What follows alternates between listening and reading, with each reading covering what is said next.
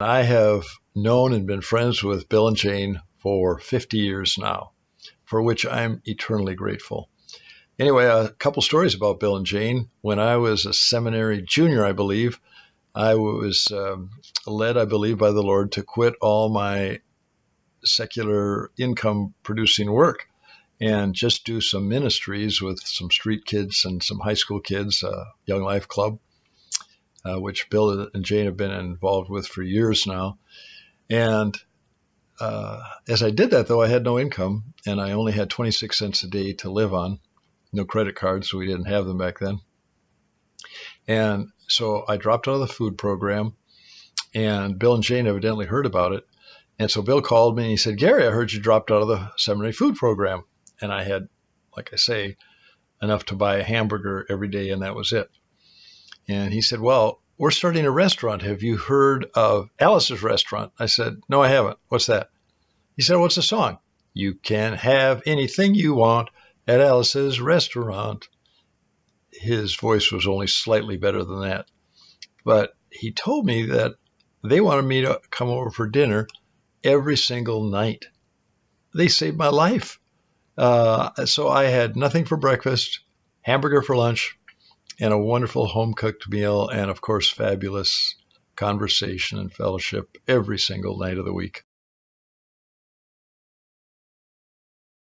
Jane and Bill, you two were the most incredible influence in my life and in the life of my mother, as I date my relationship with God to those years with you in Young Life.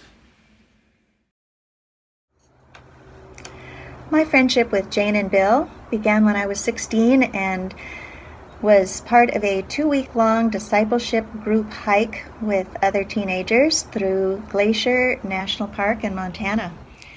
Jane and Bill treated us as people worthy of time and attention, and they probed and asked great questions and challenged us and listened to us, and it was an incredible gift.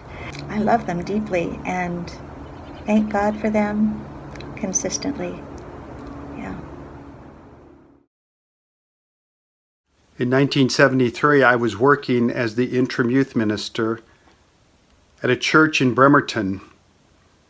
A young seminary graduate from Dallas Theological Seminary, Bill Robinson, had been hired by the church to serve as the youth minister.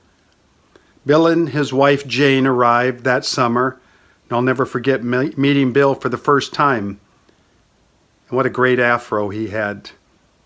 Over the course of our time together that summer and fall before I had to return to college for the winter term, I was blessed with some of the richest discipleship time under the leadership of Bill, as well as enjoying the hospitality of Jane opening their home to us.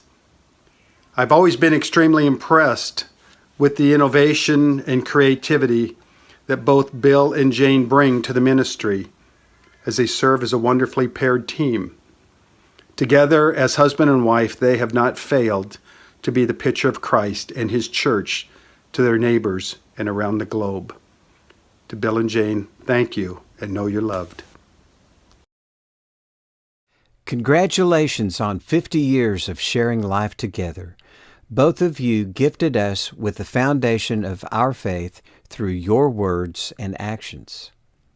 We have yet to meet any couple more dedicated to their faith and to loving others well.